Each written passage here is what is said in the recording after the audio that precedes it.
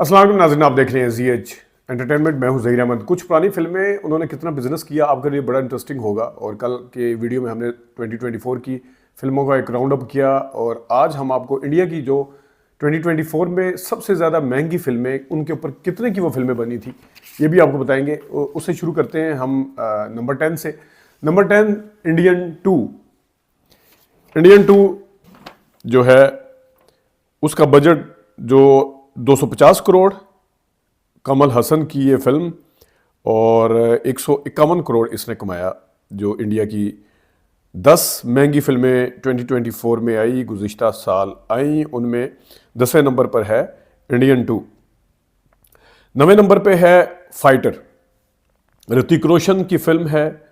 इसका बजट भी 250 करोड़ था और इसने 344 करोड़ किया, लेकिन ये 30 दिनों में इसने $43 मिलियन किया। 30 दिनों का जो इसका बिजनेस है वो $43 मिलियन है, लेकिन 344 करोड़ इसका जो बिजनेस है वो शो हो रहा है। 8वें नंबर पर फिल्म वेटियान जो है, ये रजनीकांत और अमिताभ बच्चन की फिल्म है। दोनों जो है वो कम से कम 3 दिहाइयों के बाद एक साथ आए हैं। और इस फिल्म का जो बजट था, जितने की ये फिल्म बनी, वो 260 करोड़ था, जबकि इसने वर्ल्ड वाइड जो इसका बिजनेस, 8 दिनों का जो बिजनेस हमारे पास ऑथेंटिक सोर्स के जरिए शो हो रहा है, वो 300 करोड़ है। यानी कि इसने ज़ाहिर है मजीद भी कमाया होगा, लेकिन ये हम आपको 8 दिनों का बिजनेस बता रहे हैं। उसके बाद हम आ जाते हैं जनाब नंबर 7 पे। नंबर 7 पे हैं जनाब देवरा पार्ट 1। सैफ अली खान, जाह्नवी कपूर, प्रकाश राज, श्रीकांत और रोमा राव जो है इसके उसमें कास्ट में शामिल थे। इनका डबल रोल था। बजट इसका जो है वो 300 से 350 करोड़ लगभग, और इसने 400 करोड़ 7 दिन में बिजनेस किया था। बाद में इसका बिजनेस जो है 560 करोड़ भी शो हो रहा है। 7 दिन का बिजनेस अलबत्ता इसका 400 करोड़ था, तो एक उठान ठीक थी इसकी, मतलब उतना नुकसान में नहीं गई फिल्म।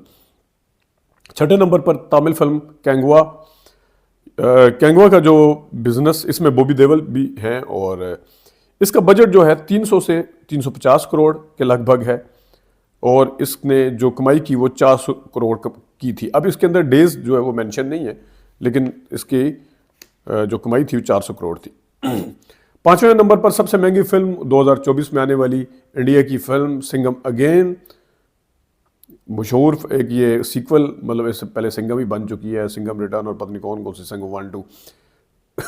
इसका बजट 340 करोड़ लगभग, और इसमें आपको पता है कि वहाँ स्टार कास्ट थी, रणवीर सिंह, करीना कपूर, टाइगर श्रॉफ, दीपिका, अर्जुन कपूर, ये सारे इसमें शामिल थे। तो ये इसने किया। इसका बजट और इसकी वो हम आपको बार बार बताते रहे हैं, क्योंकि इसका मुकाबला जो था बोल बलैया के साथ था, इसका हम आपको बताते भी रहे हैं। तो इसने 340 करोड़ का ये इसका बजट था।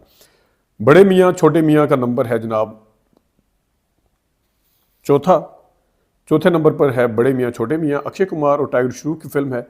लगभग इसका 350 करोड़ का बजट है, जबकि इसका जो बिजनेस शो हो रहा है वो 206 करोड़ का। तो ये इसे कह सकते हैं फ्लॉप फिल्म है।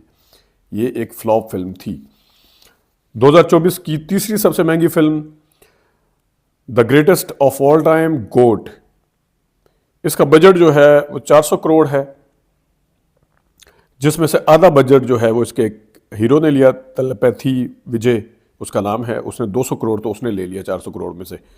और बिजनेस अलबत्ता इसका 455 करोड़ शो हो रहा है। अभी बाद में हम इसका अपडेटेड बिजनेस भी आपको बताएंगे, लेकिन बहरहाल ये अभी तक था। और दूसरे नंबर पर जो सबसे ज़्यादा महंगी फिल्म बनी बजट के हिसाब से, ये मैं बिजनेस के हिसाब से नहीं बता रहा आपको, बजट के हिसाब से महंगी फिल्म में बिजनेस कितना किया वो अलग बात है। दूसरे नंबर पर पुष्पा 2 द रूल। इसको भी हम अक्सर अपनी वीडियो में इसका तज़किरा कर रहे होते हैं आजकल। तो बजट इसका जो था 500 करोड़ था। सिर्फ अदाकारों का मुआवजा ही नहीं, बल्कि इसमें जो लार्ज स्केल किस्म की इसकी प्रोडक्शन थी, इसका जो बहुत ही ज़बरदस्त था। तो इसका बिजनेस जो था वो वर्ल्ड वाइड 1700 करोड़ का हुआ है। इस बहुत ज़्यादा कमाई की है इसने। तो कह लें कि वर्ल्ड वाइड अगर इसका बिजनेस देखा जाए तो दंगल और बाहुबली के करीब ये फिल्म पहुंची है। मलिया उसको पीछे छोड़ रही है। पहले नंबर पर जनाब जो सबसे महंगी फिल्म थी 2024 में आने वाली, उसका नाम है काल्की 2898 AD और इसका बजट था 600 करोड़।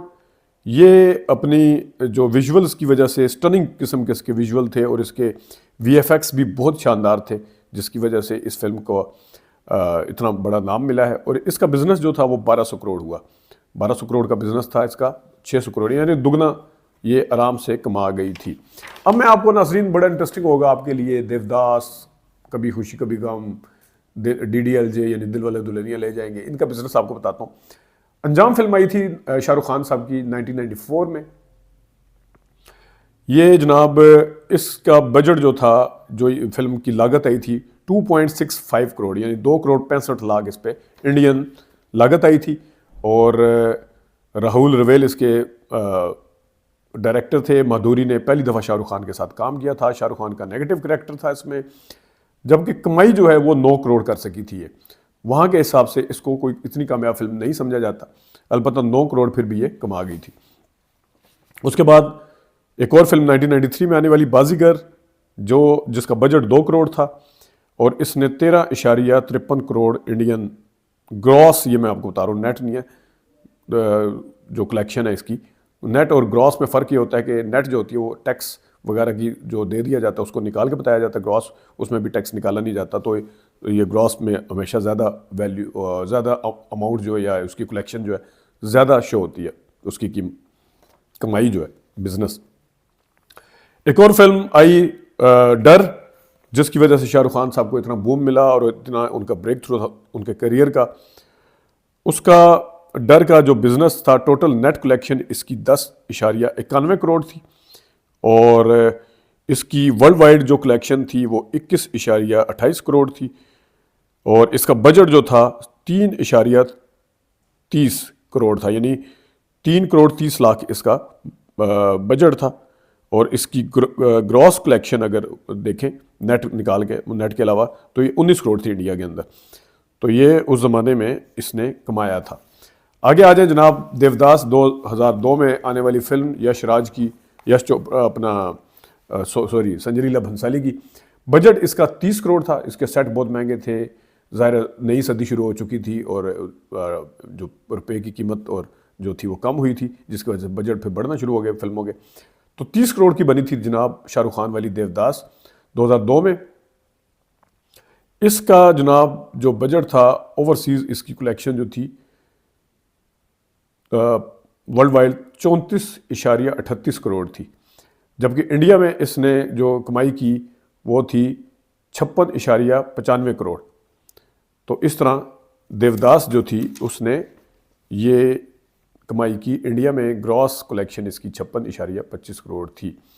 कभी खुशी कभी गम, बजट इसका 40 करोड़ था। ज़ाहिर star multi star cast film थी ये। अमिताभ बच्चन, काजोल, ऋतिक रोशन, करीना कपूर, शाहरुख खान, जिया बच्चन सारे थे इसमें। तो बजट इसका 40 करोड़ था, कभी खुशी कभी गम। ओवरसीज़ में इसने 42 करोड़ रुपया कमाया। इंडिया में इसका जो कलेक्शन था, ग्रॉस कलेक्शन इसकी 77.29 करोड़ थी और टोटल इसकी जो थी वो आपके सामने 119 करोड़ इसने कमाया था, दोनों यानी ओवरसीज़ और इसकी मिला के इंडिया की। आगे आने वाली आगे जो फिल्म थी Mohabbatein film, again Yash Chopra, budget इसका 19 करोड़। पहली दफ़ा अमिताभ बच्चन और शाहरुख खान एक साथ आए। ओवरसीज़ कलेक्शन इसकी 20 करोड़ थी। इंडिया की ग्रॉस कलेक्शन इसकी 56 करोड़ थी। तो ये थी। और DDLJ का मैं आपको बता देता हूँ जनाब, DDLJ का बहुत इंटरेस्टिंग है। DDLJ इंडिया की में इसकी बजट इसका 4 करोड़ था। ज़ाहिर है लंदन में बनी, अगरचे बाहर बनी थी और उस ज़माने में बाहर का ख़र्चा ज़्यादा आया होगा एज़ कम्पेयर टू कि शाहरुख खान को कितना मुआवजा दिया होगा या काजोल को या बाकी मरीशपुरी वगैरह को, लेकिन इसका बजट 4 करोड़ था। तो फर्स्ट वीक में बड़ा इंटरेस्टिंग है, इसका फर्स्ट वीक का जो बिज़नेस था 3.47 करोड़ था। सेकंड वीक का बिज़नेस बढ़ गया 6.45 करोड़ हो गया और थर्ड वीक का इसका जो बिज़नेस था 5.65 करोड़ हो गया। फोर्थ वीक का इसका जो बिज़नेस था 5.40 करोड़ हो गया और 11 हफ्ते का जो इसका बिज़नेस था वो इंडिया की नेट कलेक्शन 53 करोड़ थी, वर्ल्ड वाइड इसकी 102 करोड़ थी। तो अब आप देख सकते हैं कि दिल वाले दुल्हनिया ले जाएंगे ने आज की अगर डॉलर के साथ, आज की रुपए की कीमत के साथ इसका मुआवजना करें तो इसने कितना कमाया है। ये 11 हफ्ते उस टाइम किया, उसके बाद इसने OTT के ऊपर कितना कमाया, 17-18 साल एक सिनेमे पे लगी रही, उसके कितना था, तो उसका कोई अंदाज़ा नहीं किया जा सकता। लेकिन ये उस वक्त का बिज़नेस मैंने आपको बताया। तो नाजरीन, इस किस्म की इंटरेस्टिंग चीज़ें हम आपके लिए लाते रहेंगे। अपना ख्याल रखिएगा। अभी तक के लिए इतनी इजाज़त दीजिए। अल्लाह हाफ़िज़।